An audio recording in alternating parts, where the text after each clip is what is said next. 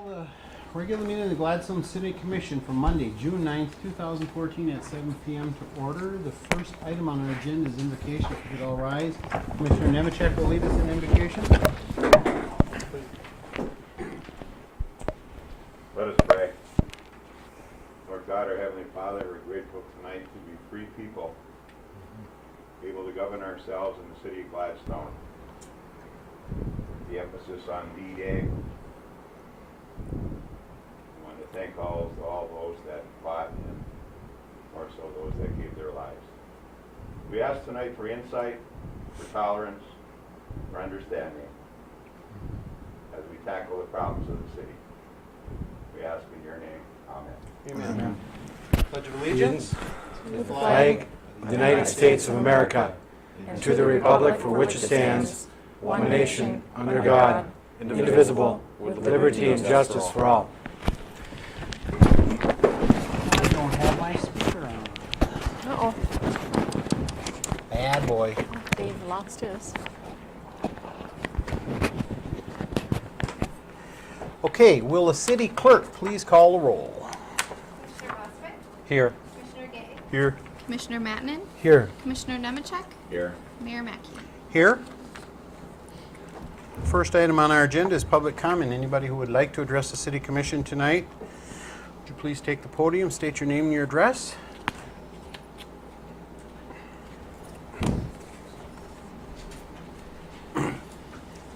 Nathan Belangi, 1401 Michigan Avenue, and like to talk to you guys about the chicken ordinance.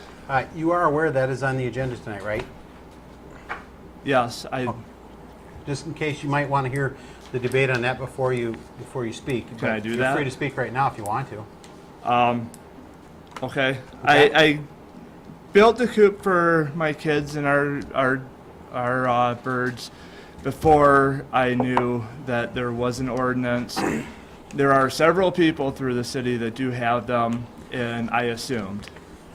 And as I sent Mayor Mackey an email, I apologize for that. And You don't have to apologize for that. That's what it's there for.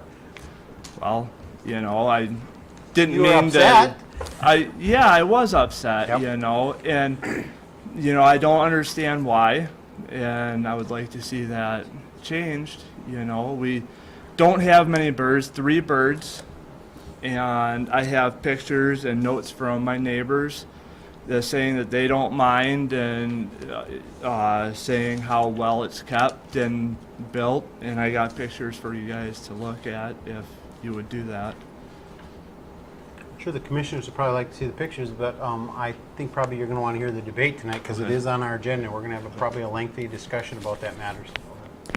So you're going to be enlightened, I think. Any other public comment? Hearing none. We'll go to the consent agenda. On our consent agenda tonight is the City Commission regular meeting minutes of May 12, 2014. The City Commission special meeting minutes of May 19th, 2014. The Planning Commission regular meeting minutes of May 6th, 2014. Parks and Recreation Board regular meeting minutes of May 13, 2014, and payment of bills.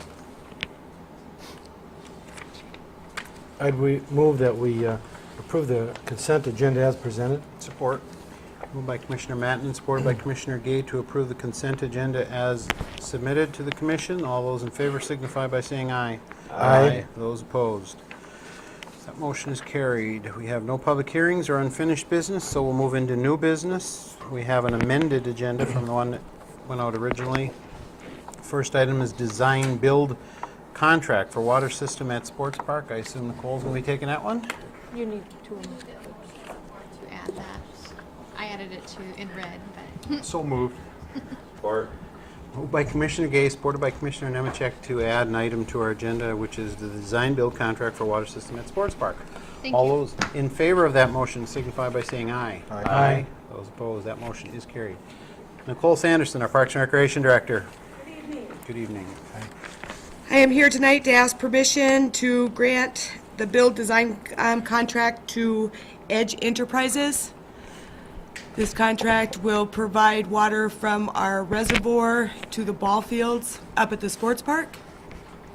This project will be funded through the 2% grant-funded monies from the Hannahville Indian community. I put out for I solicited 3 bids. This was the only one that I did receive. Any We've had- questions from the commission? If I can add. Yep.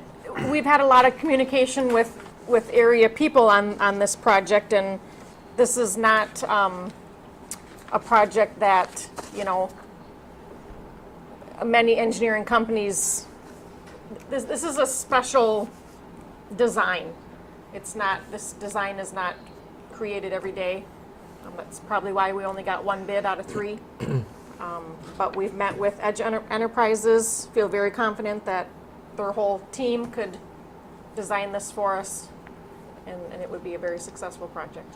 And it's another step that was identified in the master plan that we just put together? Yep.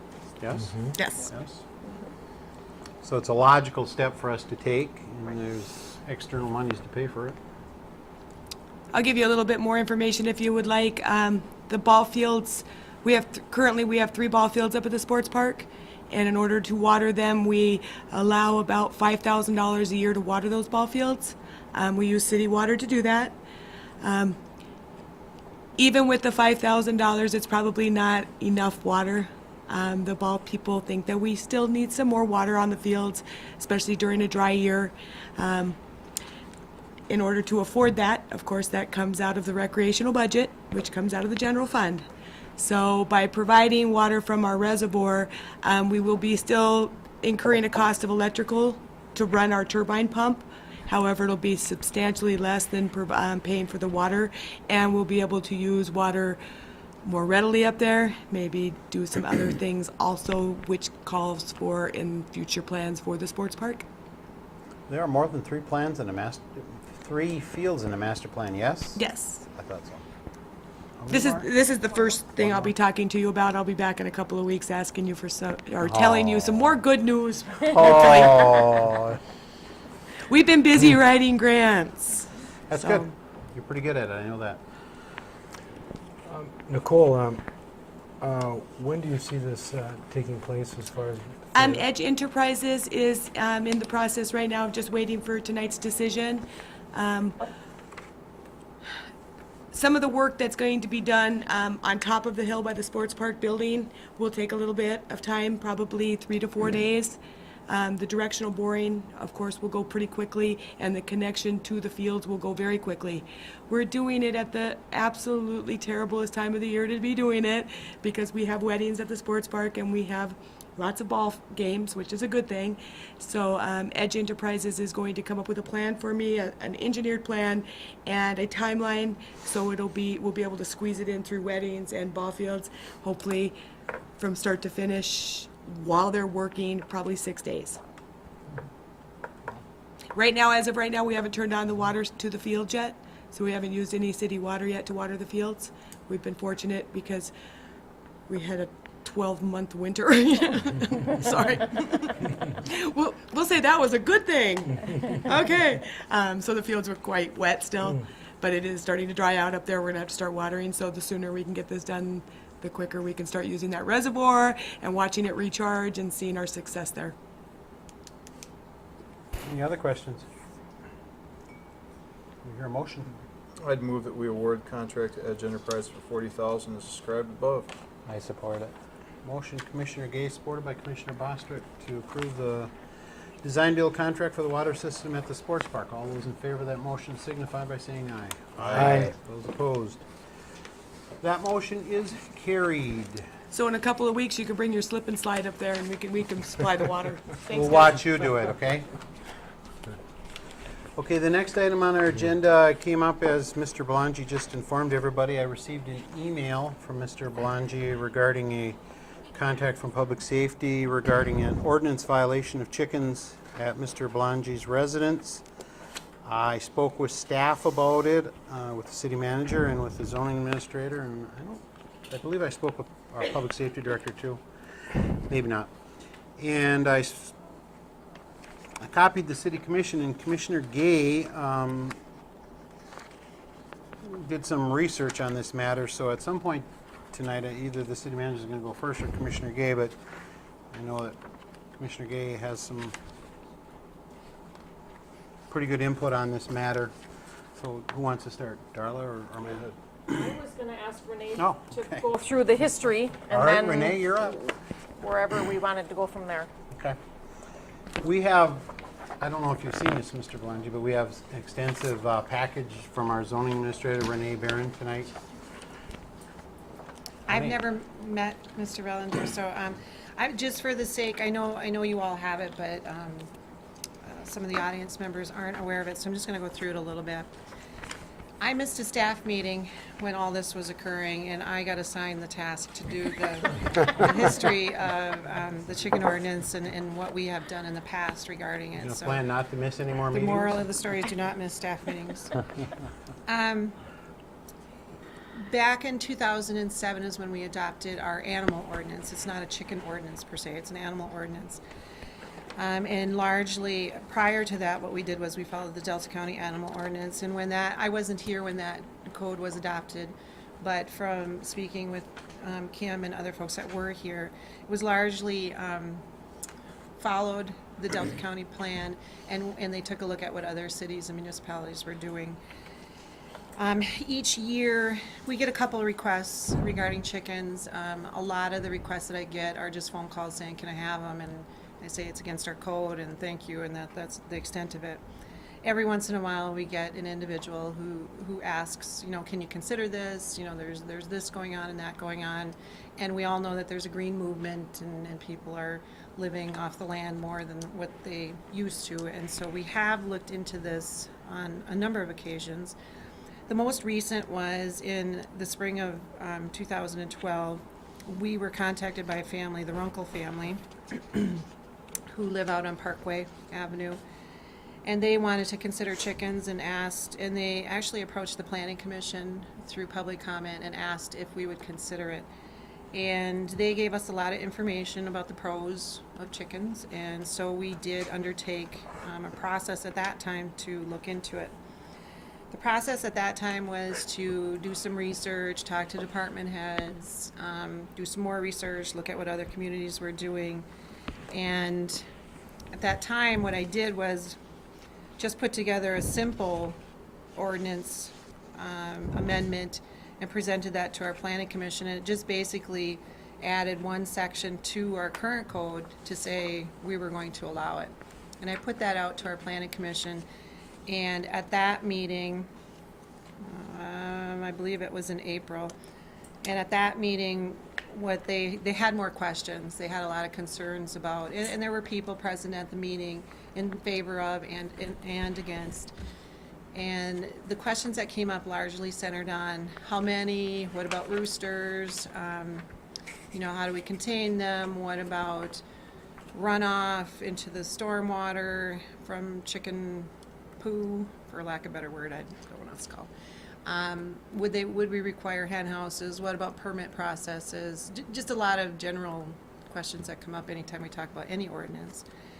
So at that time, it was sent back to subcommittee to think through all of the things that came up as concerns. And so then we entered back into discussion with department heads and our subcommittee. Department heads were kind of on the fence,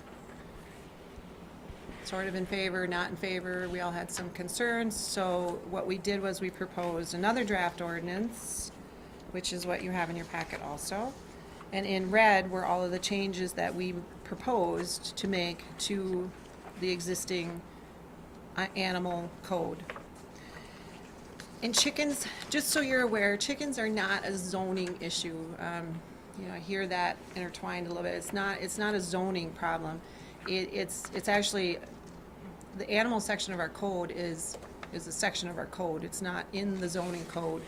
And I know when I was talking to Commissioner Gay before, I was saying it's not really a planning problem or a planning commission problem, but it is, they are my bounce it off of them kind of committee, and so that's why we were at the planning commission level with it.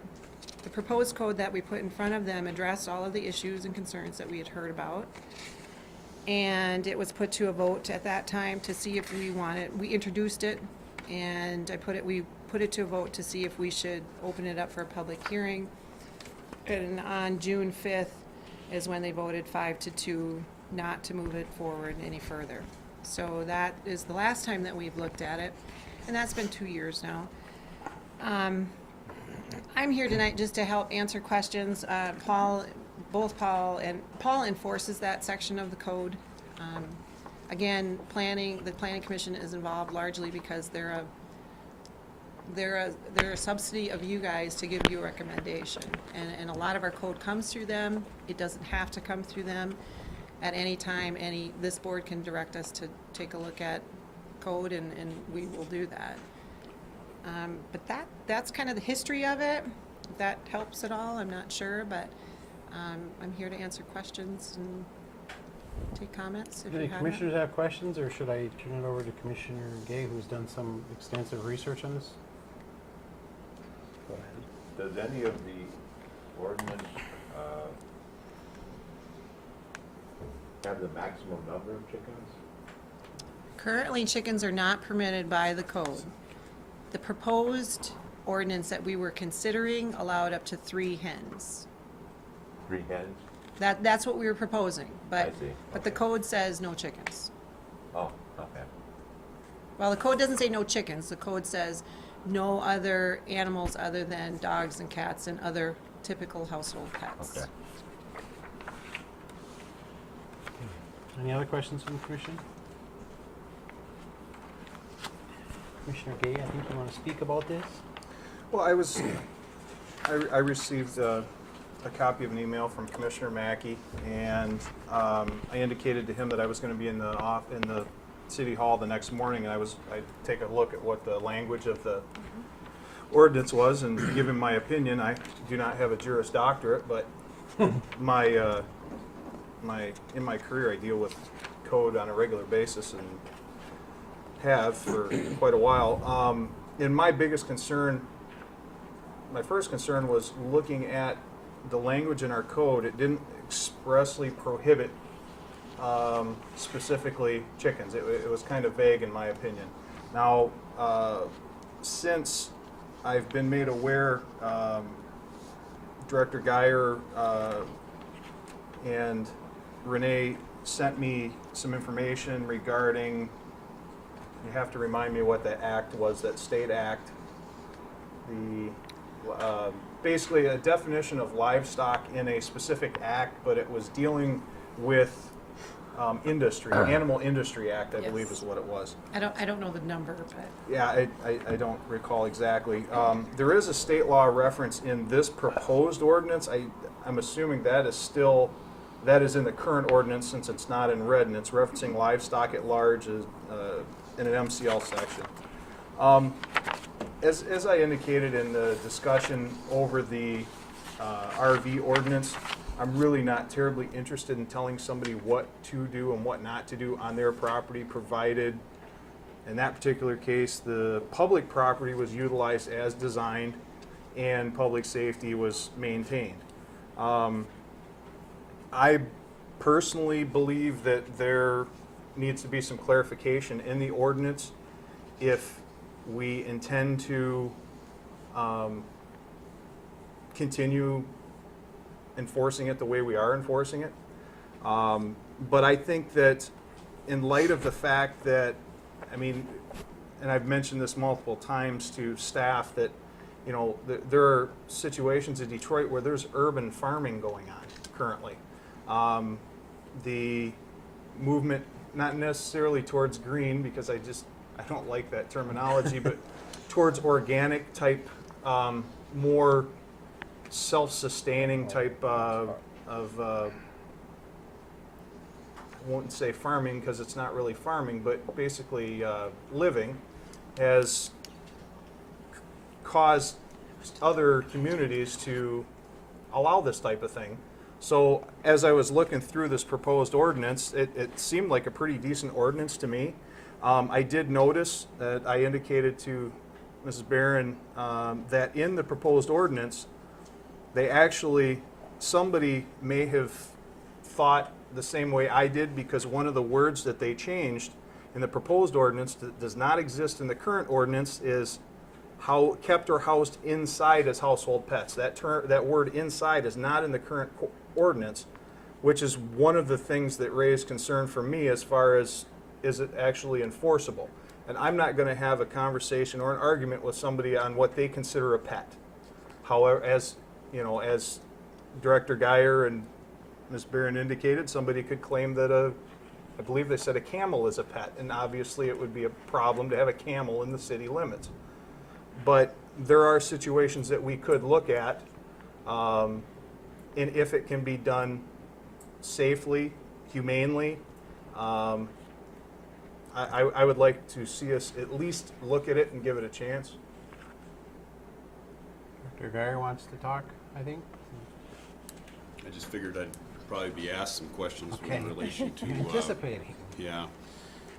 In relation to the act itself, when we went through this process in 2007 and 2012, we did address the issue of, domestic animals versus what aren't domestic animals or exotic animals. You see a definition of exotic animals in our ordinance. And poultry by its definition, or by the state's definition, is livestock.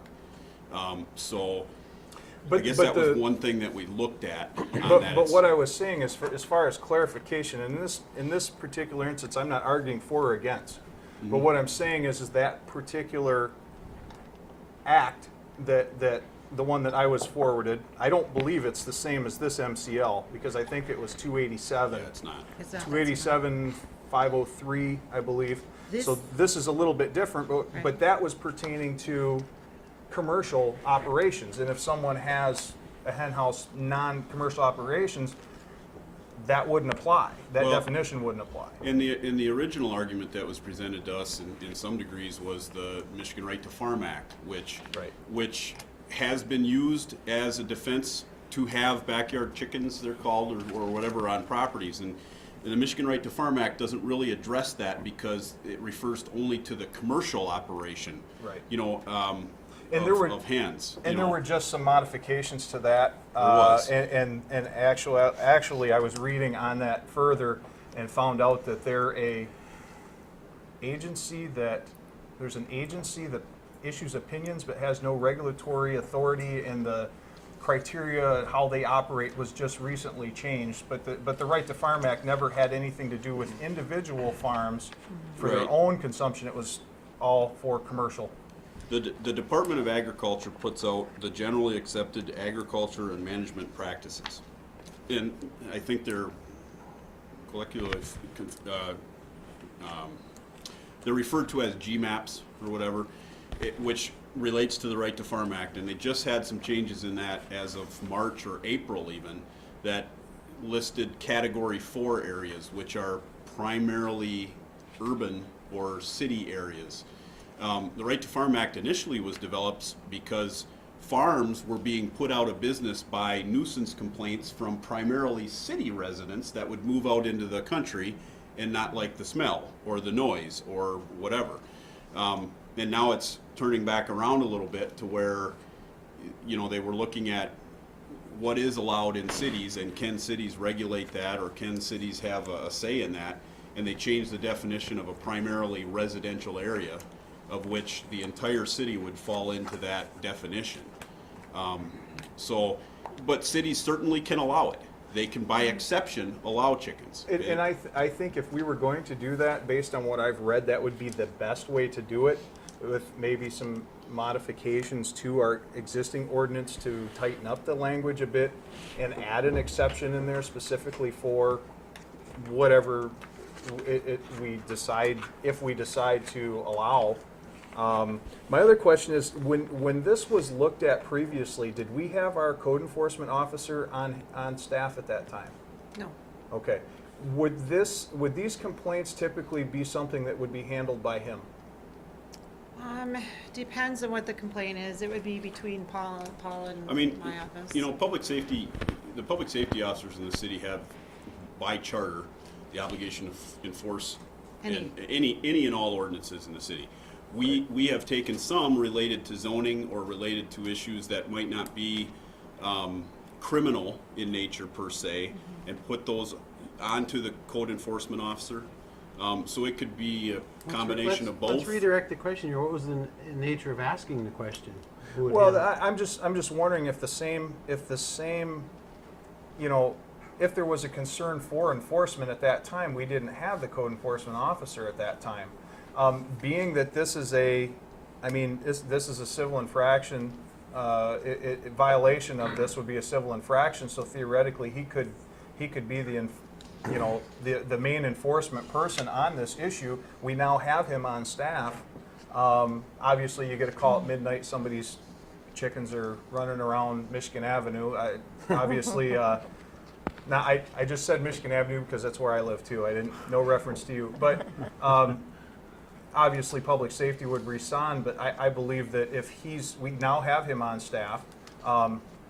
Most of the ordinances, when they're written, list public safety as the default agency. I mean, it makes sense to have us, looking at the enforcement of the ordinances, but it also most times says through their agent or so. Typically, how we handle any of, the code enforcement's position right now is when it comes time to issue a ticket, then Paul gets involved and we work as a team to move that forward. And we usually don't get to that point Yeah, we try not to. unless I mean, there's. So basically, for the most part, in most situations, in the event if we were to approve or go through and approve limited chickens in the city limit within whatever parameters are set, the vast majority of any complaints that would come in would and could be handled by our code enforcement officer. Could be if that's how we wanted to set it up, and if that's what we were directed to do. I mean, I'm going to guess most of your officers probably wouldn't want to handle that complaint if they didn't have to, right? there's many that they don't. Exactly. Who wants to issue That would complaints? prefer not to.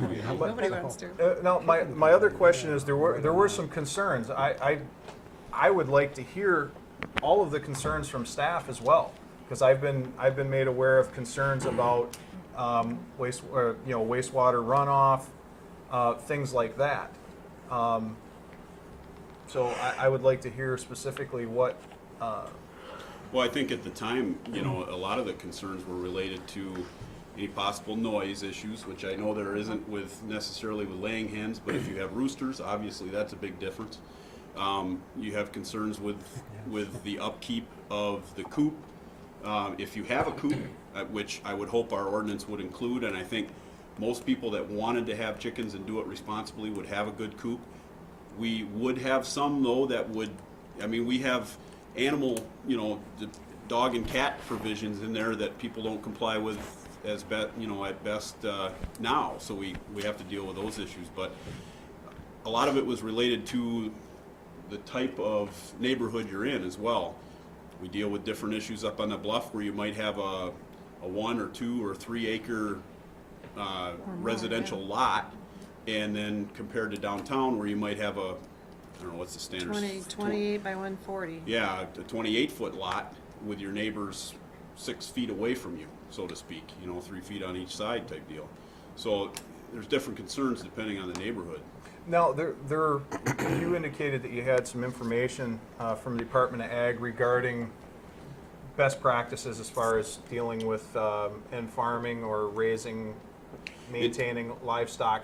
I would, obviously, like you said, you told me before the meeting, that's not law, it's not set in stone, but it's their recommendations based on the species. Primarily, it's in relation to the Right to Farm Act, and it's designed so that farmers who are following those general standard practices that Ag puts out, they have a right. They maintain their rights to be in that farm situation and be protected from nuisance complaints. That's In an ag developed zone. area. But there are standard best practices. Right, but like you indicated. further clarify what you were talking about, farmers found themselves being encroached upon by residential development, and people would say, I don't like Suburbanites. farms next to me. That's what he's referring to. Correct. Yes. And so now it's standard practice in every deed. There has to be language that says you may be in the vicinity of farming.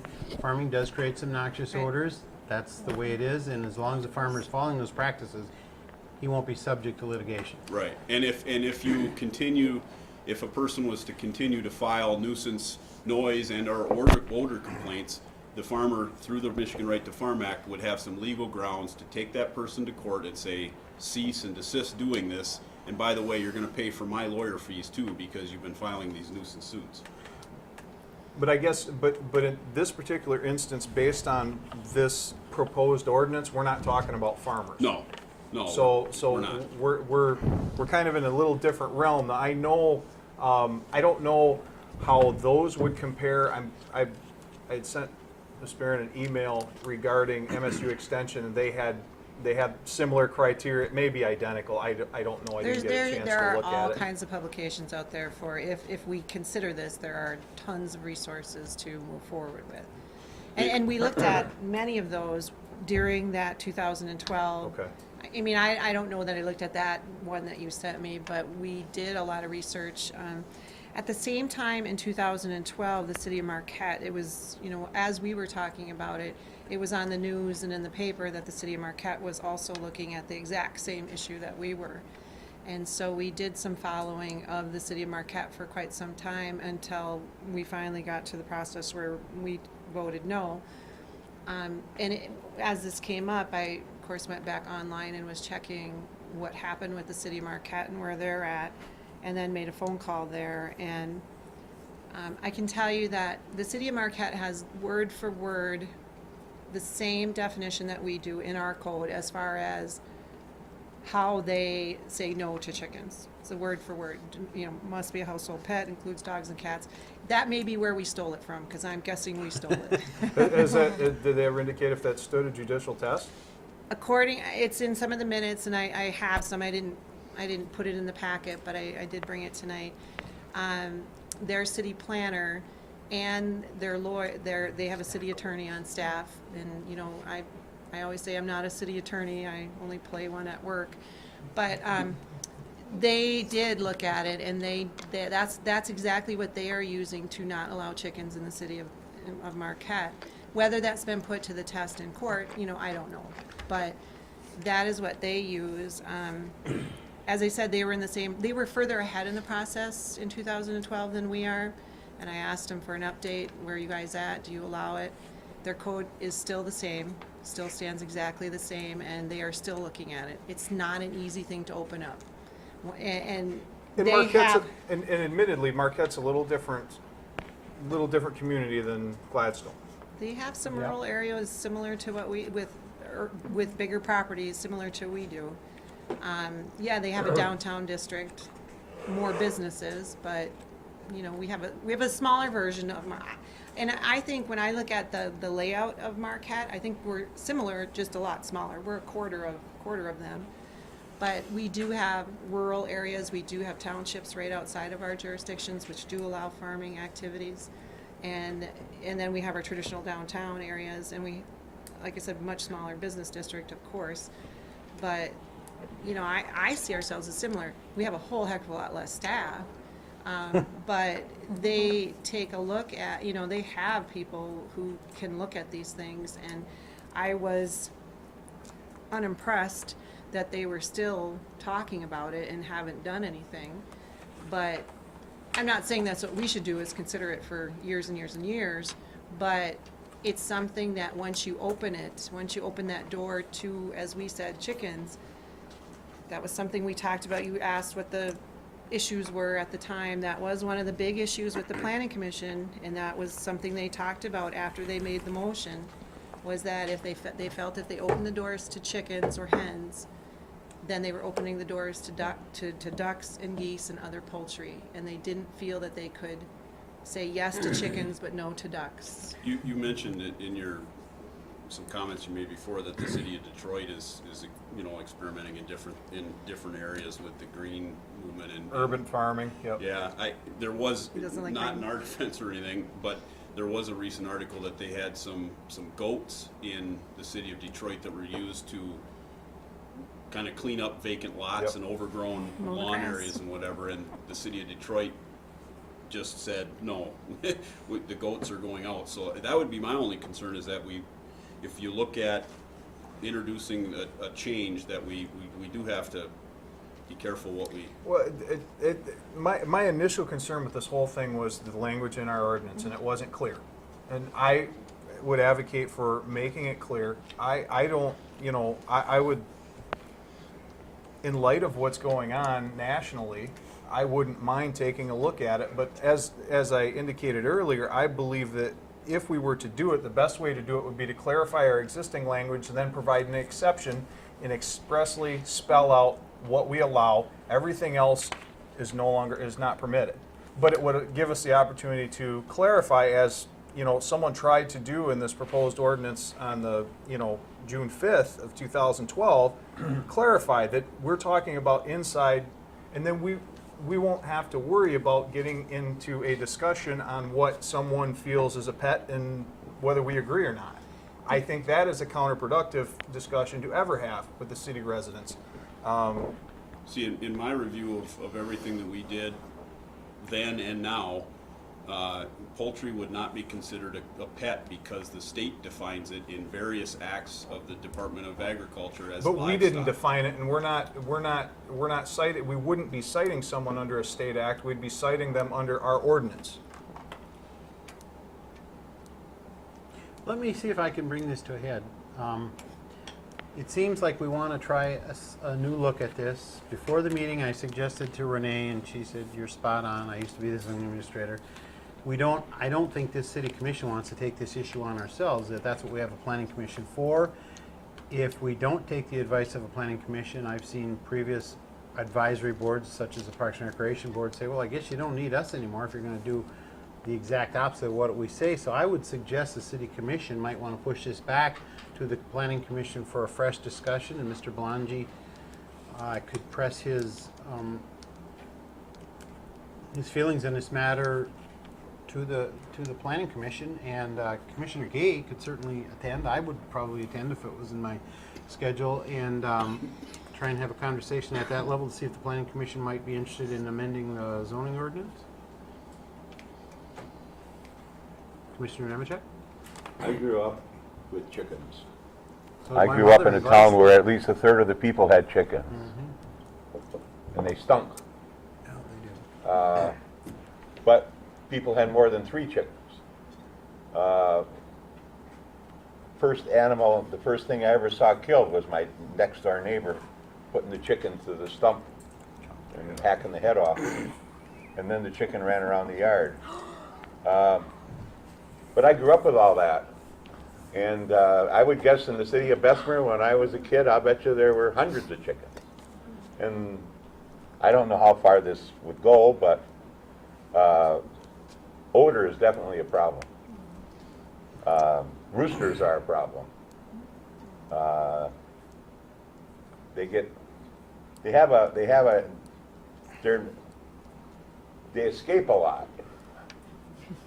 We used to have chickens running around town. I mean, I'm not saying this man, with 3 chickens would be a problem, but when I grew up, they were a problem because so many people had them. If you drive down a highway and you see a building all by itself, long, with a big tin feeder next to it, that's a chicken farm. But you don't put anything near it because of the odor. That's my experience. Odor And, came up you know, as a if concern. this also. caught on where a lot of people started having chickens, there is an odor. Now, it's not in the wintertime that it's a problem. It's on those really hot summer days. And a wind where your neighbors, it's bad enough in town, we got all this wood smoke. Wood smoke to me in the city of Gladstone is a problem, but I'm not the one that's gonna tell people they can't burn wood in town. If you think wood smoke is a problem, which I always do, chickens are worse than that. At least that was my opinion. My mother used to hate when the wind came out of the west because the next 3 neighbors down had chickens in the summertime, and there was a lot of odor. Odor was one of the concerns that came up. It's hard to put provisions for odor. You know, we did our best with I know. addressing that. I just want you to know, Limiting them helped. I'm probably the only one in the room that grew up with chickens. I in have had town. chickens. Oh, not in town, no. Well, in town. In town's a lot more of a problem because of the confinement. The other issue that we didn't talk about that came up pretty frequently at the planning committee level, or planning commission level and the subcommittee level, was that chickens draw other rodents and things because of the chicken feed. And that's why you'll see in the proposed ordinance, we spent a lot of time talking about how and where and what to keep your chicken feed in, which I wouldn't have even thought of as a concern, but people who have had chickens know these things, and it does tend to draw additional rodents to an area if you don't ensure that it's kept in a plastic rat chewing proof container or some crazy This nonsense. proposed ordinance has provisions for all of that stuff. Yep, it does. It has provisions for. We did a good job. Yeah, you did, you actually did a very good job. I was looking, it's very clear. It has provisions for all of those concerns. It did. With the exception of odor. Now, we just had a meeting not long ago where we were having a conversation about the city of Gladstone. And we were talking about how do we demonstrate value for people who are paying to live in the city of Gladstone. You know, this type of thing, in my opinion, as it becomes more popular, is going to become more commonplace. And I personally believe it needs another look. Otherwise, are we suggesting that,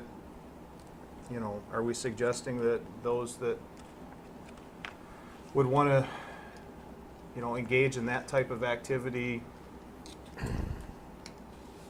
wouldn't be welcome in the city? At least I think it would be something that should be discussed, especially if we ultimately go back to the city residents asking for more money to run their city.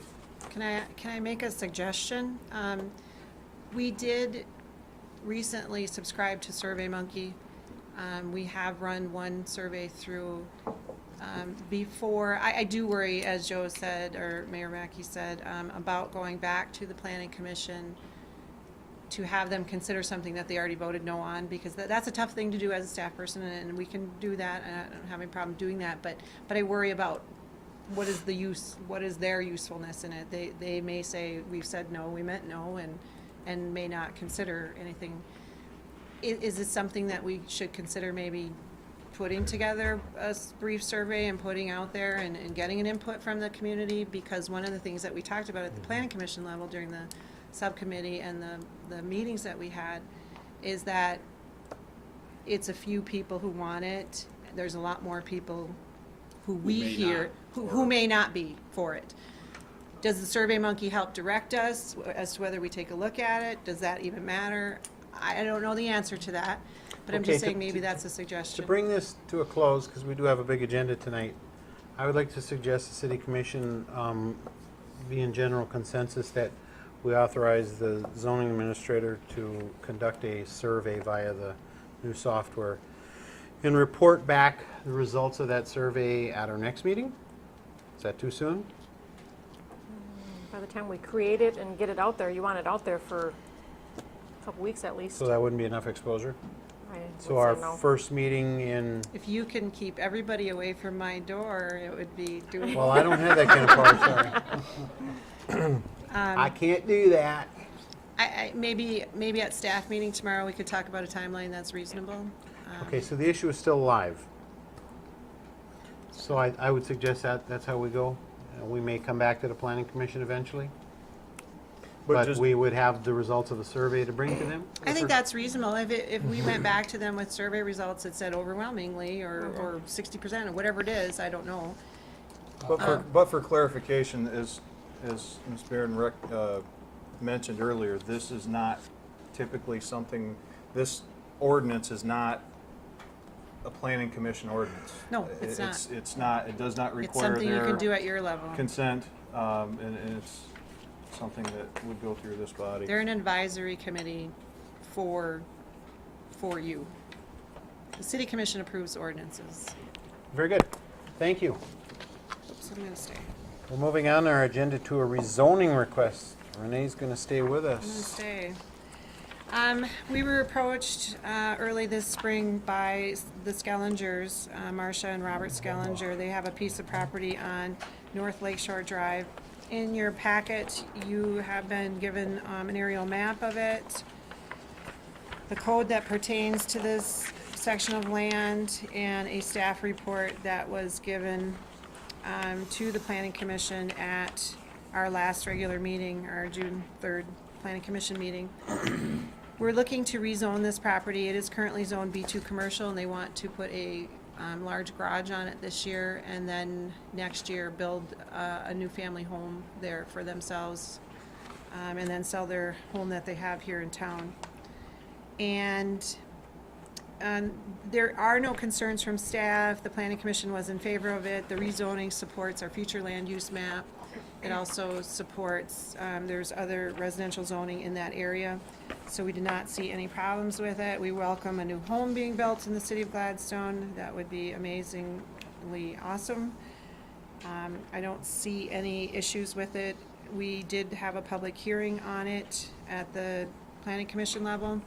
We had no public in attendance, and nobody within 300 feet made any recommendation or comment either for or against the rezoning request. Seems like a no-brainer to me, City Commission. Any questions? Quick question.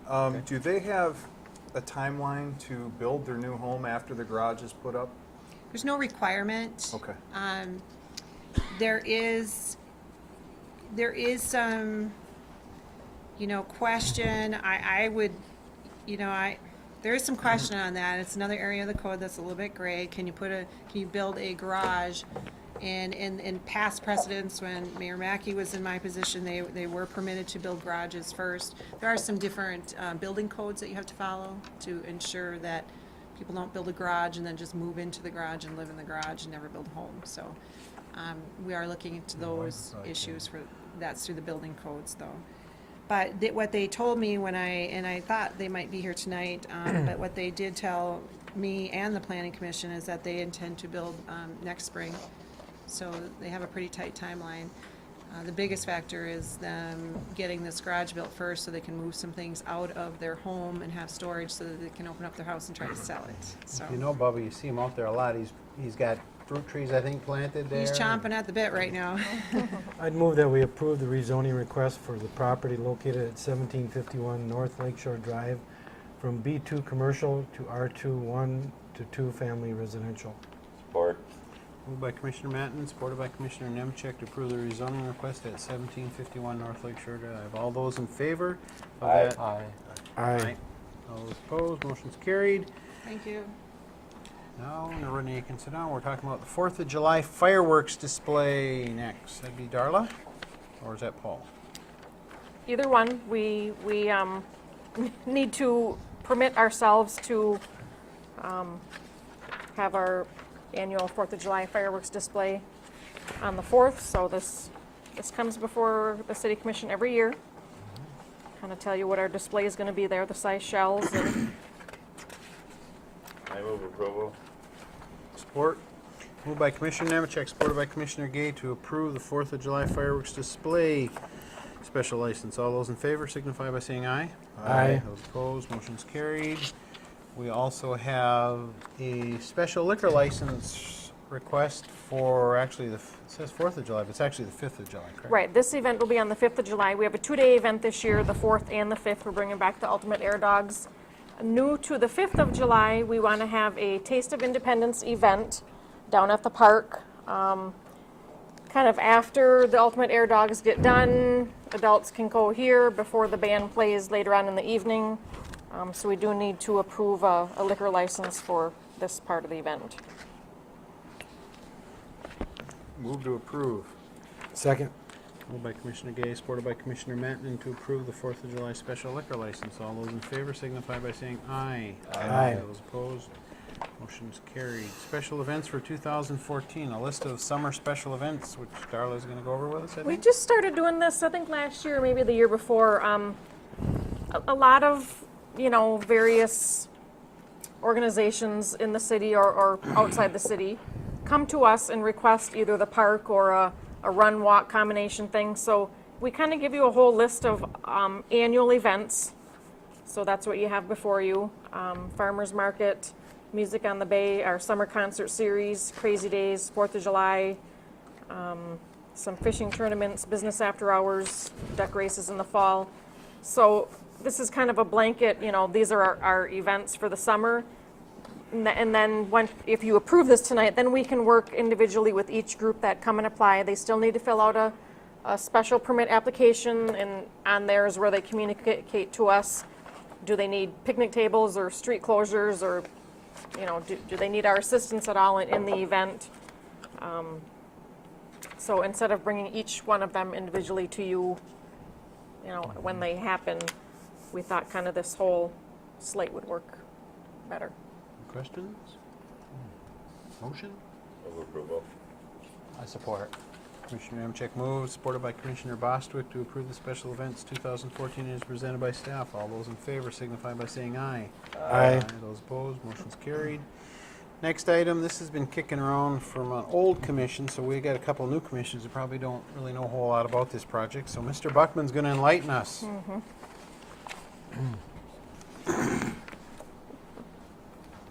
Wearing my lumberjack hat tonight.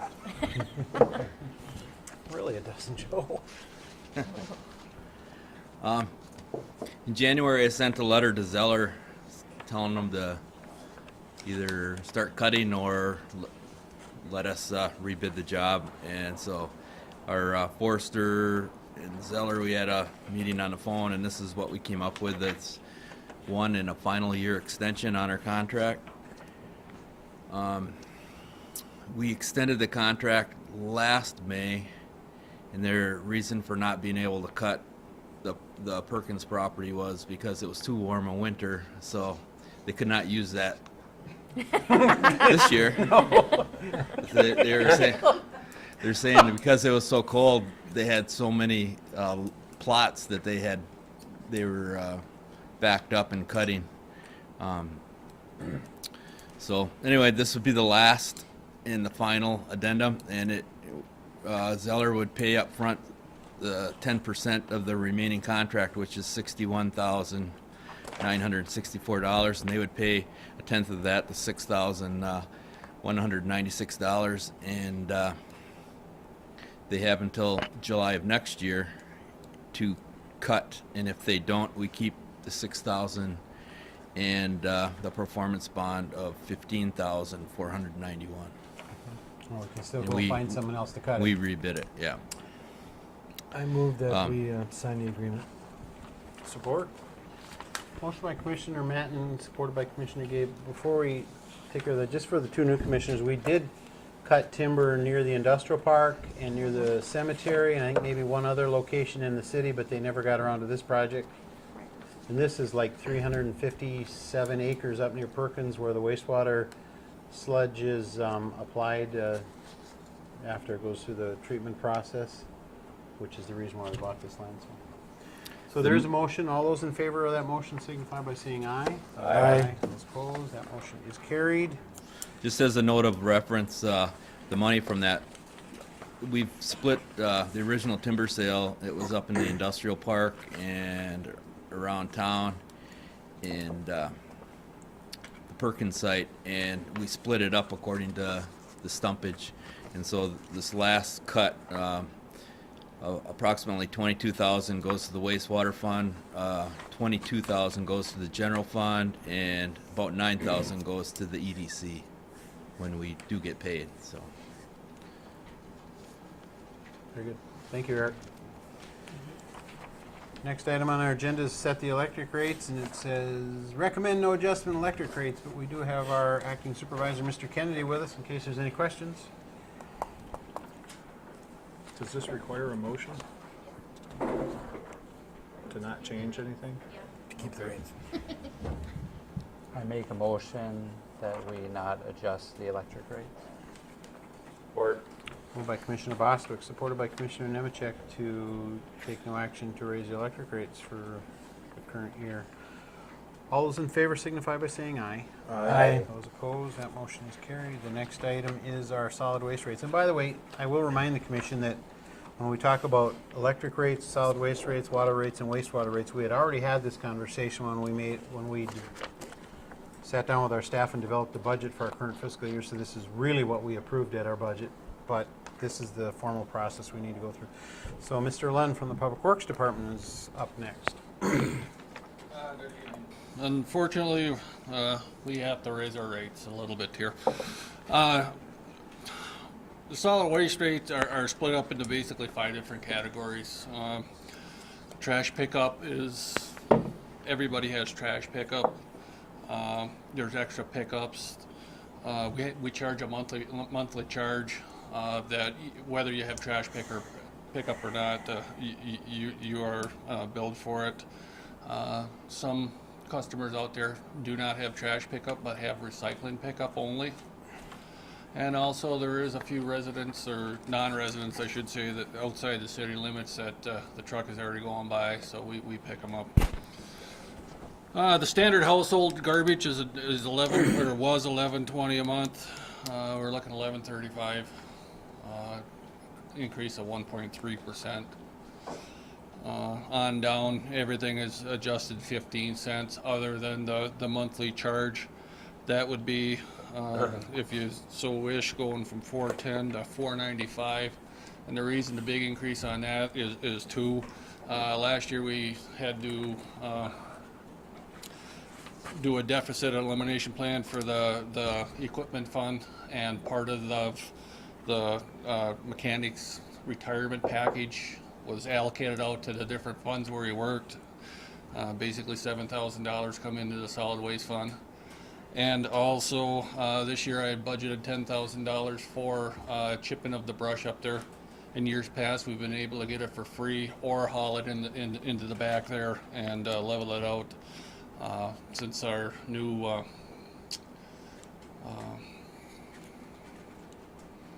sports park master plan is going to be utilizing that property, we shouldn't be doing that anymore.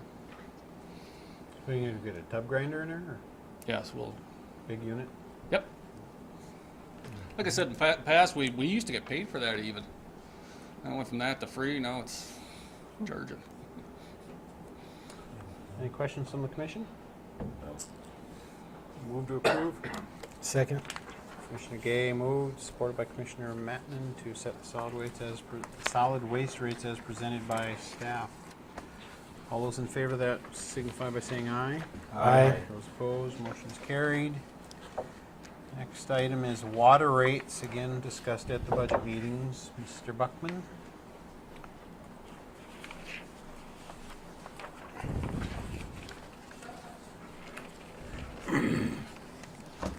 At budget time this year, I proposed a 25 cents per thousand increase in water. We're going over water rates first. Included in your packet would be, I have average water bills. So the average homeowner in Gladstone uses about 5,000 gallons. Increased their water bill $1.25 a month. Also included the DEQ 2013 water survey, which we do every 5 years.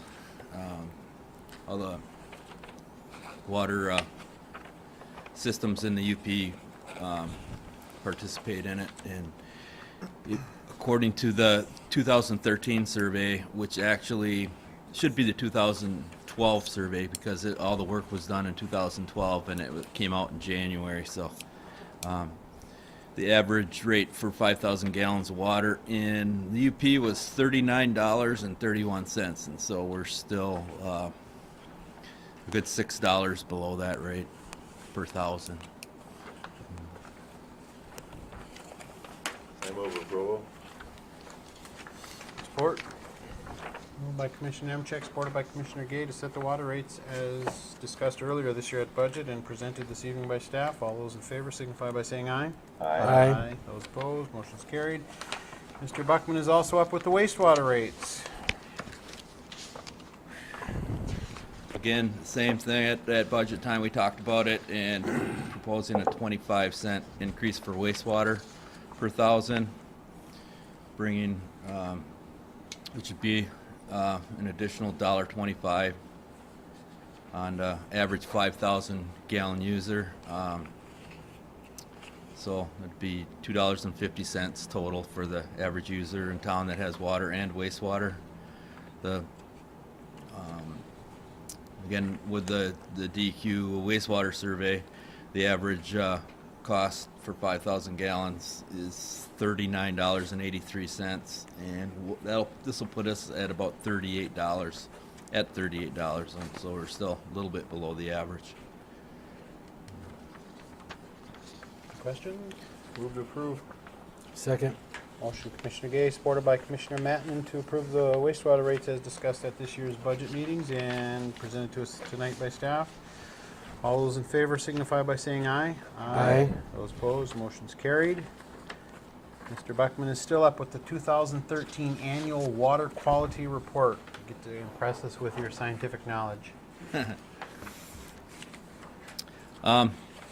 A little late on this year because a lot of my time's been put to working with Bob Beerbaum and the other county water and wastewater guys. We're trying to get a package.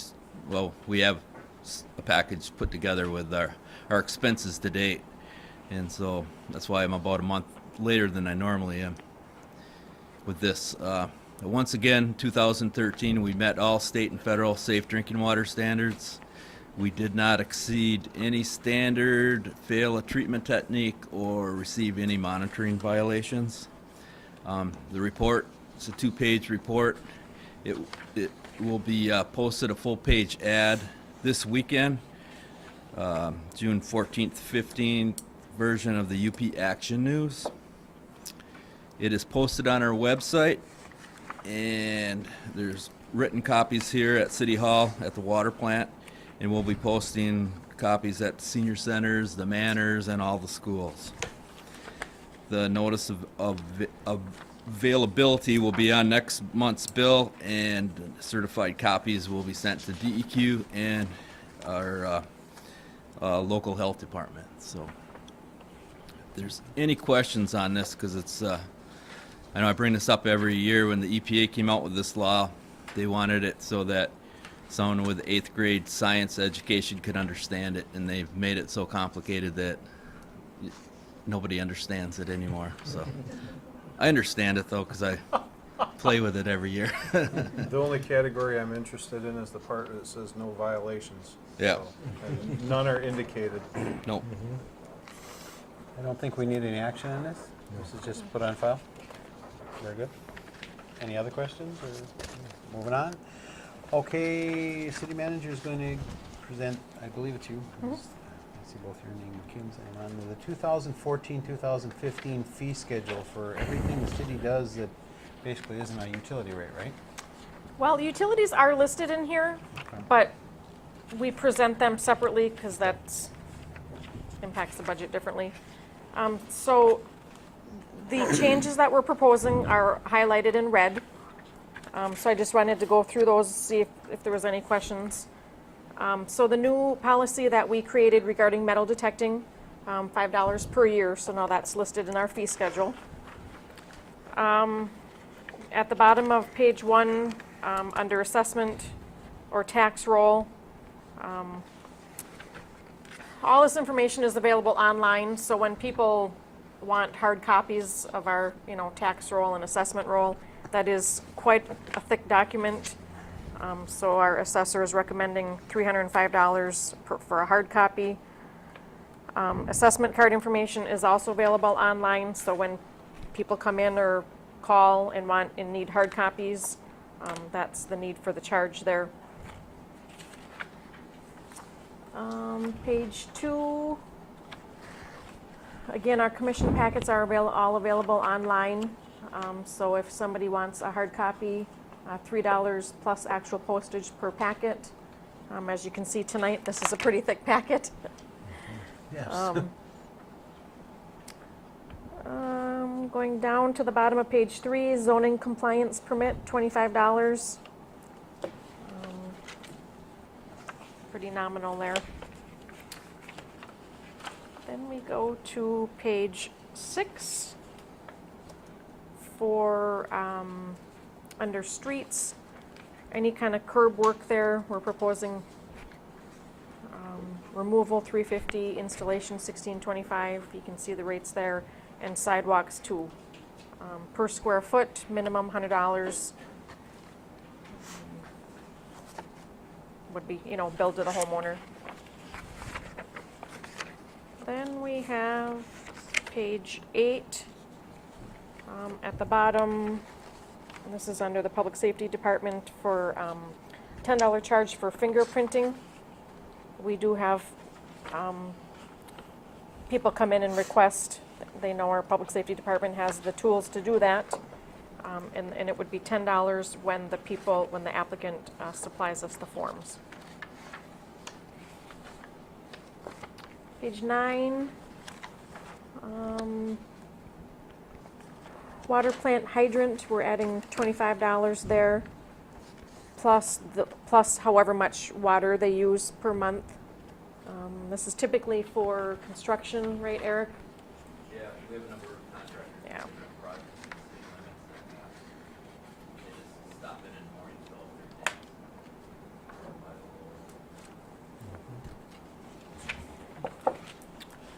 Then on page 11,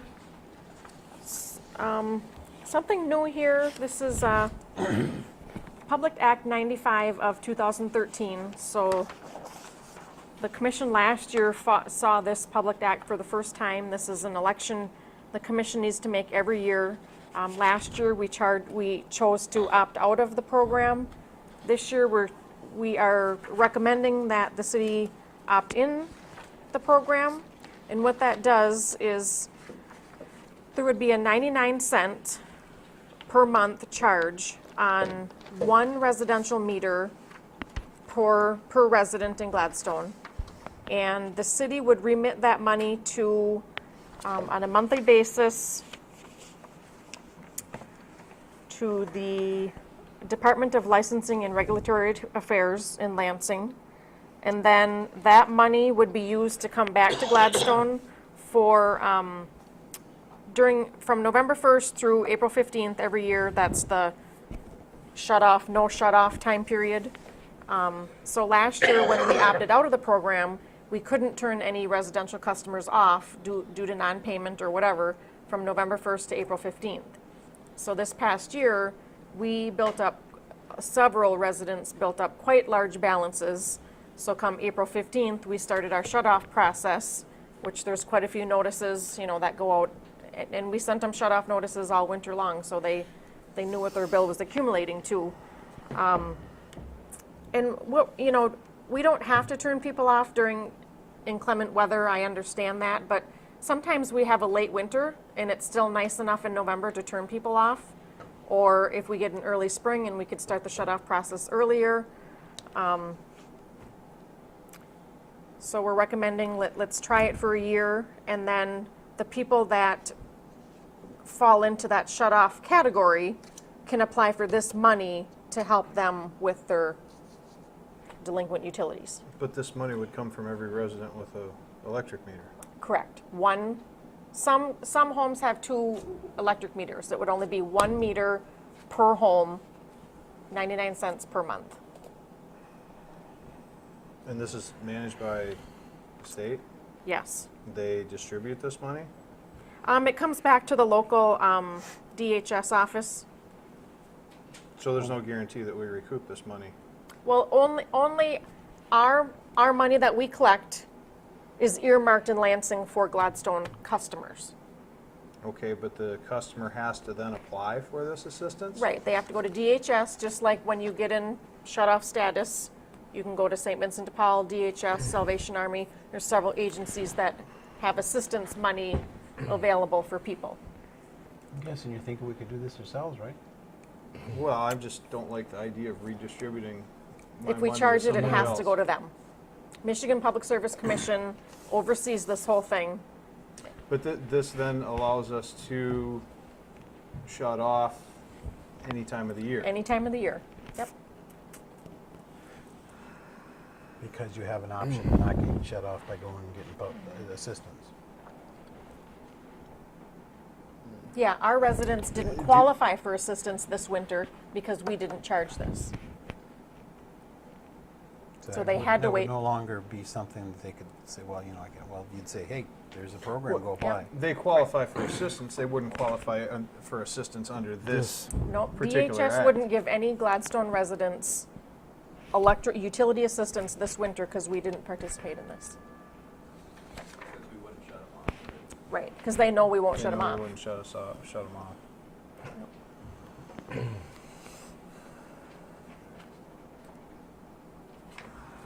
I see some thinking going on here. Personally, I don't like this type of legislation. I don't either. I'm all for helping people, but I don't think we should necessarily force it on all of our residents. Right, I'm not sure if we should be charging every resident this when they pay their bills on time.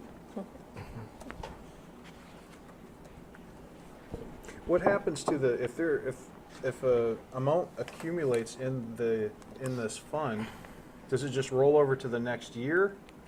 Or how does that, if it's not all utilized, does it, Oh, I'm sure it would be. Yeah, are we that's buying explained in furniture in here. Lansing, or what are you doing? You know? The amount in the fund shall not exceed 50 million. That's I don't think statewide. we have to worry about that.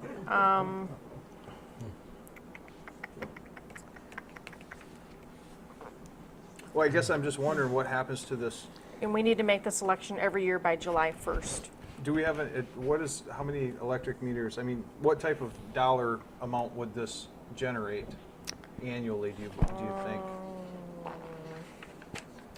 Do you know how many electric meters we have offhand? 2,500? Around 4,200. 4,200? many? Well, we can only do one per residence, though. I think we have 2,800 parcels. Probably $25,000 a year? At 2,500, at 2,500 meters, $1 a month? We got about 2,400. We got about 2,500 parcels. I'm surprised you said 4,200 meters are out in the service well. I didn't think it was that much. But I'm sure you're probably right. 4,200. 0, 4. Some of us have 2 28. meters because there used to be a lower rate for electric heat. 28.8 is what I'm at 2,400. If you've got 2,400 trash pickups, that's probably, Roughly. so almost $30,000.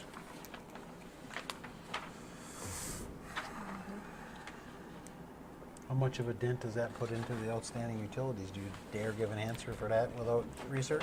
We added up when we started April 16th with the first door knockers, the report that we printed that were delinquent was like $180,000. There you go.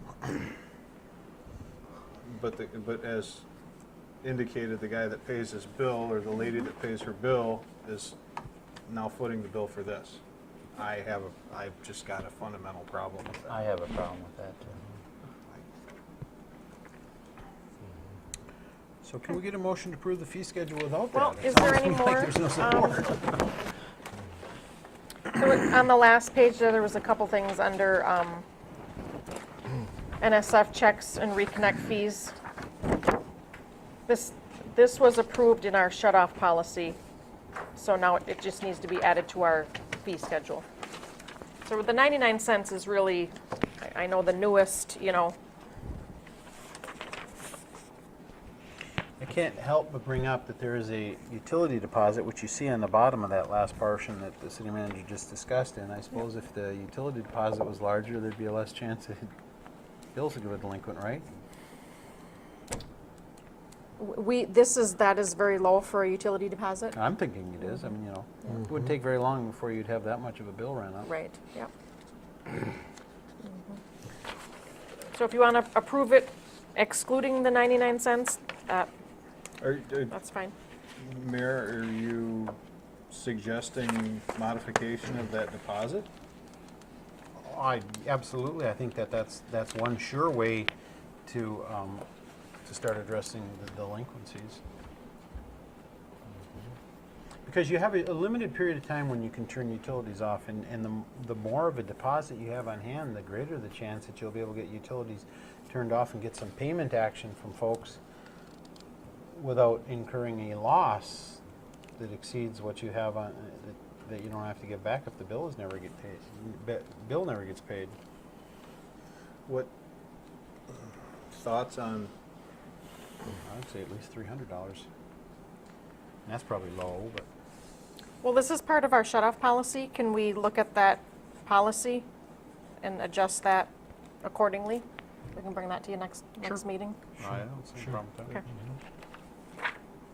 So can we get a motion on the fee schedule?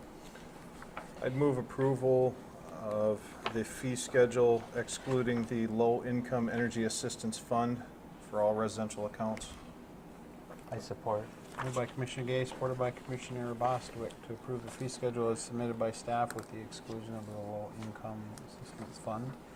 All those in favor of that motion signify by saying aye. Aye. Those opposed, that motion is carried. There are some interesting categories in the fee schedules. Things you didn't think you'd ever become aware of. Carnival and medicine show, Did you see that one last week? circus and menagerie. Yeah, anyway. We don't have many of them, but we're moving on to buying back Lot 470 Lake Bluff Estate Subdivision number 15. I think this one, yeah, I'm pretty sure this one came before the commission in my time on the commission.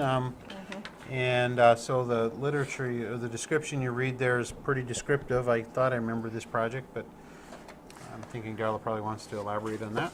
Well, I discussed this with my staff, and I feel more comfortable with a lot under our control for the city to market it and hopefully have a residential home built on it. If we don't buy back this lot, 470, it's going to be sold with the house, and nothing could ever be built. I mean, there's the potential that nothing could be built on it. We have a water and sewer tap fee available there for a house. I say we market it and see if the city can sell it. In 2013, April of 2013, the commission at the time sold the lot to, well, actually, this lot was basically under the control of Craftsman Quality Builders, who built the home on Lot 471. The new owner of Lot 471 wanted Lot 470 to build an additional garage to house all of his toys and stuff. So we granted that. But now the gentleman that purchased the home is transferred out of the area, so the home is up for sale. Was the selling price a little higher than this, Darla? Under the agreement we had with Craftsman Quality Builders, it was, I believe, $12,500. That's what I thought. I move that we allow the manager, mayor, and clerk to sign all necessary paperwork to buy back Lot 470 Lake Bluff, number 15 Tipperary Road, from Mr. Jeremy Prale for $10,000. Or Motion Commissioner Matten, supported by Commissioner Nemechek to buy back Lot 470 Lake Bluff Estate Subdivision number 15. All those in favor signify by saying aye. Aye. Those opposed, motion is carried. Next item, the Michigan Municipal League, which represents all the cities in Michigan, would like us to support Proposal 1. It's an August 5, 2014 ballot question across the state. Governor Snyder was elected in 2011. He felt there were two things that had needed reform in Michigan because Michigan took the national downturn far worse than any other state. We were supposedly in a one-state depression when everybody else was in a recession. It's because we were over-reliant on the automobile industry, and so the two things that he wanted to do was change the Michigan single business tax to the Michigan business tax, which has been accomplished. That's why we get far less revenue sharing from the state of Michigan, because the result of that tax is a lot less revenue to share.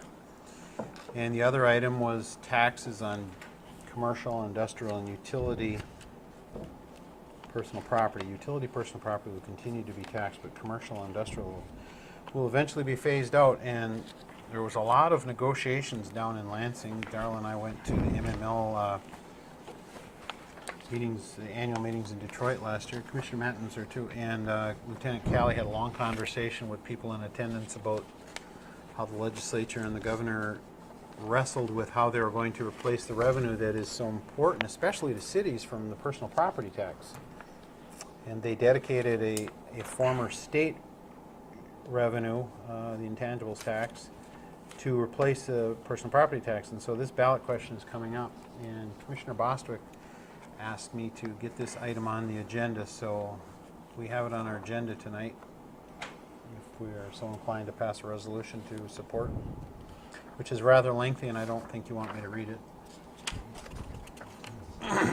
Just a little bit more information. So this is going to the voters August 5th. If it's successful and passes, what they're saying is they will, so for 2013, I worked with the assessor, and so if you have a commercial or industrial personal property bill, we sent out personal property statements beginning of the year. They were due by February 20th, 2014. If you included an extra form and said my total taxable value is $80,000 or less, so therefore you can't tax me at all. We had people fill that out. I don't know the number, but the total amount was $698,000 worth of property value at our 13.6785 mils. So for 2014, personal property, we're going to get $10,000 less because these people filled out the paperwork and they're not going to get taxed. So if August 5th, 2014, this passes, somehow the city's going to get reimbursed this $10,000, but not till 2016. So whatever we lose in 2015 will be reimbursed in 2017. So there's going to be a lag. And then this being so new, not everybody filled out the appropriate paperwork. So some people are still being taxed, even if their taxable value is $80,000 or less. So. Personal property bit more tax is, history. I think, about $75,000. It's $85,000 of revenue to the general fund. The general fund, of course, is the fund that we just had a special meeting on to talk about the declining revenues in the general fund and what some possible ideas to address that. So this is more of the same. State government, of course, would tell you that they think they've made local units of government whole, and they have in the long run, but in the short run, there will be shortages of revenue for at least a year that we will not have a replacement source for. If this passes in August and all the voters get to decide. If it doesn't pass in August, Everything goes back to the same. right, so people, no matter what their taxable value is, will get a personal property tax bill. They won't be able to opt themselves out of it. I make a motion that we accept the resolution supporting proposal 1 on August 5th, 2014 ballot. Support. Motion by Commissioner Bostwick, supported by Commissioner Gay, to pass the resolution provided to us by the Michigan Municipal League supporting Proposal 1 on the 8/5/2014 statewide ballot. All those in favor of that motion signify by saying aye. Aye. Those opposed, that motion is carried. The next item on our agenda is ratification of Teamsters Union contract, but that is an item that we will be going into executive session on. It is permitted under law. So we will hold off on that. We'll go to city manager's reports. I have a few things tonight here. There was a letter in the beginning of your packet tonight that I asked Ms. Berry to include in there. It's a letter from a resident. They don't say who they are. Good information, but I think this should have been addressed to the city commission, not one of my staff members. So that's why I'm sharing it with you. Pass on all in letters, communication we get from the public regarding information like that. So last week I don't know why I don't ever bring to you guys our investments. We talk about them internally a little bit. So according to Public Act 20, the city can only invest our city funds in certain bonds or CDs. So this last week, I reinvested a $250,000 bond that was previously called. So this tells you what's available out there in the market right now. It's a 5-year bond, starting at 1%. In November 2014, it steps up to 1 1/4, and it stays there for 2 years. If it stays out there for the full 5 years, it eventually steps up to 6%. But I'm here to tell you, it won't be out there for 5 years. just over my years here with the city, my philosophy is if we can get the most we can in 6 months or a year, that's what I go for. It's so sad. It's investing today is completely different than when I started with the city. But that's what's available. So a $250,000 bond, 1%. That's where a small portion of our money is. I would like to thank Nick Bink from Bink's Coca-Cola. He purchased, our recreation director approached him for some recycle bins up at the sports park complex. They're the big Coke cans. That's all for recycling. They are absolutely getting used because the city empties all the garbage in recycle bins up there. So I'd just like to thank him for his donation to the city of those recycle bins.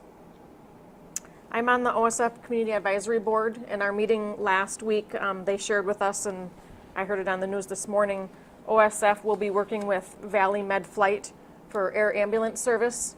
Eventually, OSF will build a helicopter landing pad right in the vicinity of the emergency room department. It will drastically cut down on the time for critical patients that need to get to another hospital. So very exciting news there. I have been informed by Caroline Kennedy. She lives in Gladstone. She was our Michigan Municipal League UP representative. She represented a couple northern lower peninsula communities as well. And she has taken a job with Grand Traverse Area Home Builders Association. She will be their executive officer, and she started June 2nd, so she's already left Michigan Municipal League. And a couple Fridays ago at our UP managers meeting, UP city managers got together. We're sending the league a letter saying a MML rep in the UP is very important to us. Please, we hope they fill that position with Caroline's absence. So Sad to see her go. She did an yes, awful lot of good things for our community. and she's been with the league for so many years. She knows a lot of history that just really, really an advocate for all cities.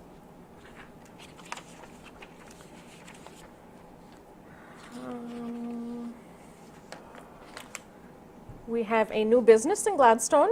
It is in the Delphab building over here behind us. It's called Signs of Distinction. They are not open right now by appointment only, and they do vinyl sign lettering, decals, banners, magnetics, bolt lettering, heat pressing. So we'll be sending them a welcome packet from the city and welcome a new business.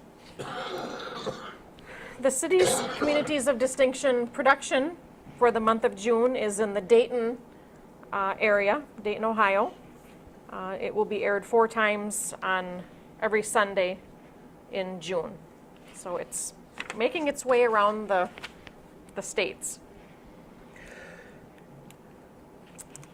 I am also a member of the Gladstone School and Public Library Advisory Committee, and we had a meeting last week. Just a couple things. There's a group in town, Friends of the Library, that really promote the library and activities and stuff. And the Friends of the Library have 2 events coming up. June 12th and 13th is the book sale, which will be held right at the library. And then June 19th, they have a card party game night kind of event, June 19th from 6:30 till 9. Any money they raise really goes back to funding different events at the library. Story Hour is another event there. June 11th, this Wednesday, will be the kickoff of the summer reading program. The theme this summer is science.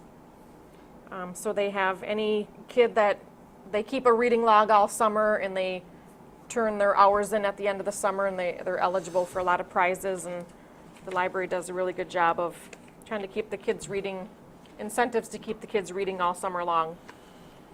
Along those lines, there's been 2 articles in the Daily Press. I copy articles to a file I take to all the commission meetings for the Escanaba and the county look at library funding is one of the headlines, and I believe that's your article. I'm not sure it's not yours, okay, I'm sorry. It's another person that works over there. And there was a previous meeting as well, and I don't think anybody from our city attended. We didn't, We did? because I was notified the day before and my schedule was booked, but we did have, I emailed the county administration and Tom Sauber, the treasurer, came over and met with my treasurer and Director Paul Geyer and I regarding penal fines and how that's calculated and how that money eventually gets to libraries. And so we're filled in on what happened at the meeting. Basically, what they described in the article was that the more tickets are written, the more revenue is available for libraries, less officers on the street, Right. less tickets are written, Yep. less revenue available for libraries. So when an officer issues a citation, it doesn't go in the city's general fund, it goes in the county's penal fund to run libraries. They also discussed possibly going for a millage. So, One other piece of information I wanted to share with everybody tonight, in addition to the personal property tax loss, but maybe we'll get refunded someday, is the veterans exemption. So in Michigan, 2013 was the first year. If you qualified under a couple certain guidelines and you're a veteran, you are exempt from paying taxes. So the people within the city limits that applied for this exemption for the 2013 tax roll was just under $5,000, $4,987. So that's lost revenue. Absolutely no discussion on how to reimburse the cities for this loss of revenue. there's been brief discussion in the legislature, but nothing that has any steam. And the people that have already filled out the paperwork for the 2014 tax year is $5,600, almost $5,700 in revenue. So Adds up. it adds up, yep. DDA tomorrow morning, 8 o'clock. At 10 o'clock, I have a county solid waste meeting. EDC for tomorrow noon is canceled. I had too many people respond. I don't have a quorum, so I canceled the meeting. Looking to reschedule that next Tuesday, June 17th, if I can get a quorum. This Thursday, a couple of us are heading to Iron River for the WPPI dinner. If we can talk about that after organizing rides or whatever. And then June 16th, next Monday, is our first farmers market. We have many more vendors already signed up for the farmers market this summer. My special event coordinator is concerned we're going to run out of tents, but I said, don't worry about it, we'll make something happen. So next Monday, June 16th, is our first farmers market. And every Monday, all summer, until school starts. I heard some people who were a bit critical of moving the farmer's market there last summer when it was operating there in makeshift quarters, and now I hear people saying, wow, that's beautiful. Mm-hmm. What a great idea. So, who's the no? Yep. That's it. Very good. City Commission and committee reports and board and commission reports. I attended a Parks and Recreation Board meeting. We had talked about a millage for the hallway, the walkway towards following the highway right-of-way, and our Parks and Recreation Director said she's pretty sure she's gone. She snuck away. She's pretty sure we're going to be able to find enough outside grant monies to construct that project without having to go for a millage. I think that is very commendable, and I thank Nicole personally for that. I think that walkway will be a wonderful thing for our community. I think a lot of people already come into our community and walk, and there'll be even more opportunities to do that.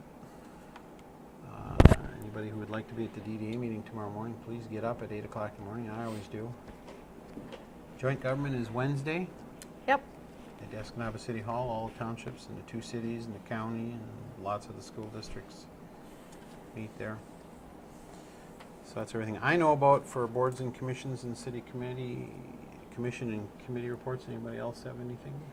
No? We're going to go back once more to public comment. If anybody'd like to comment at the podium. Hearing none, we'll go to city commissioner comments, starting with Commissioner Nemechek. I don't have any. Commissioner Bostwick? I don't have any. Wow. Commissioner Gay? A couple things. I don't know if, I was reading an article earlier, the proposed increase to statutory revenue sharing was supposed to be 15%. That's been reduced to 5.5% as a result of some inaccurate projections. I find that kind of interesting considering the Detroit Grand Bargain 197 million, whatever they gave them. Just goes to show you who's important. Well, it's it's really interesting because there's other things that work with the city of Detroit and the three counties from Port Huron to Flint had decided that they're no longer going to purchase their water from the city of Detroit as they have in the past, and they produce their own pipeline feeding those cities, which now the city of Detroit is trying to figure out how they're going to, I believe it was an absurd amount. I want to say it was somewhere at $41 million a year in revenue, or $61 million a year in revenue lost. As a result of this, because they had a lot of customers in those three counties, pretty populous areas. So I don't know. I'm hoping that we don't turn to focusing on continually bailing out something that can't be bailed out. But hopefully things are changing. Beyond that, the discussion that we've had on this chicken ordinance, or not chicken ordinance, but animal ordinance, and that we've discussed things back and forth. And I just, if we, as we discussed previously, ultimately ask the city residents of Gladstone for additional millage, we have to be in a position to provide them value for the dollar that they pay. Since I've sat on this commission, we've discussed the perceptions of people who live in the township versus as far as comparing what it costs to live in the city, the benefits weighing living in the city, outside the city, and all those things need to be taken into consideration. I would just like to do it in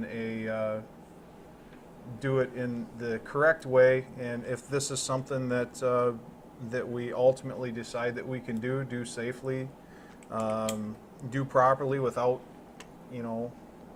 causing issues or diminishing home values in any way, I believe it at least looks to be, or it deserves to be looked at minimum. It is something that I wouldn't choose to do, but some may. So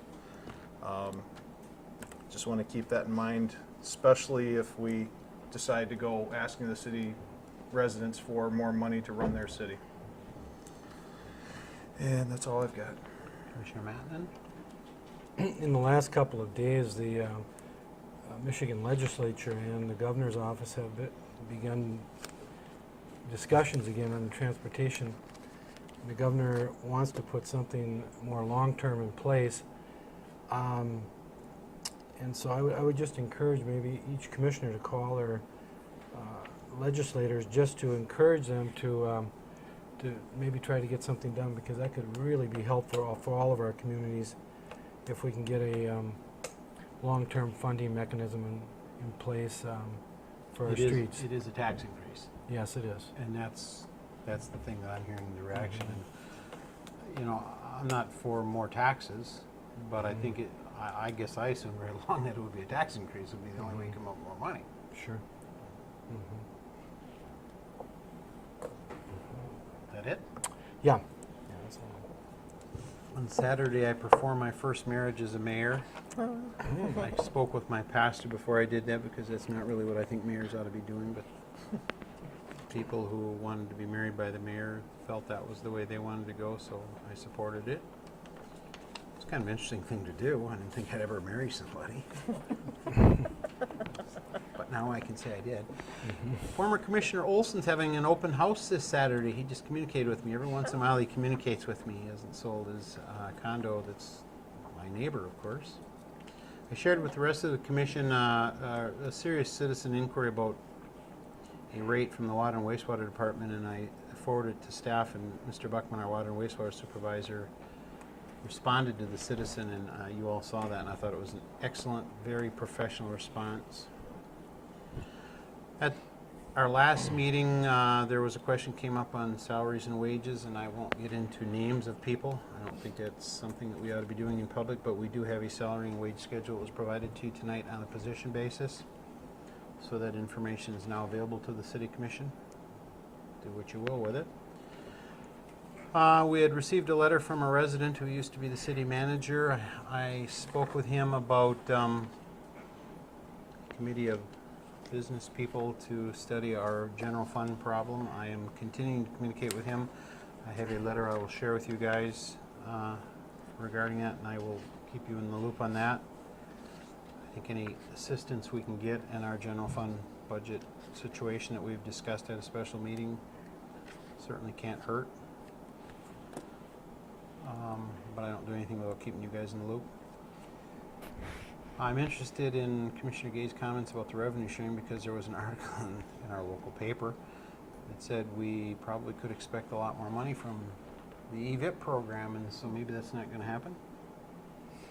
Wonderful. Projections Wonderful. of revenue are down. So that's why they call them projections, I guess. Just when you're thinking some good news. Of course, there were several articles on the Detroit matter. I think the state government in Lansing is basically saying we can't let Detroit go underwater, and so whatever it costs us. I just don't see the sense in that. They got in a hole for a reason. They could very easily get in another hole.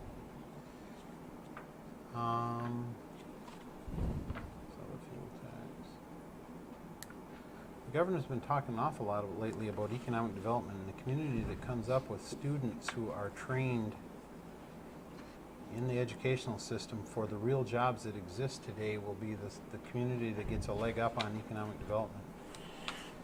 Our local schools are looking at doing that as well. They'd like to add or offer more vocational education because the current offerings through the ISD, there just aren't enough slots to train all the students who want to get into those programs, and so it's an interesting thought. If our local school can pull that off, we might get some economic development as a result of that. So, that was everything I had. Before we go to that, we're going to go to the city clerk comments. We're gearing up for the August election. Absentee voter applications are available. If you know people who want to be on the permanent AV list, they can contact me and we can do that. Those applications will be going out this week. I'm expected, according to election law, that the ballots are to be sent to me June 21st, which also follows the deadline for us clerks to comply with the MOVE Act, which is for the military and overseas voters, that we have to have their ballots to them by that date. So a little tight timeline, but we'll be okay. So far I do not have any, so Gladstone will be in compliance with that next Saturday. So it's gearing up for the election.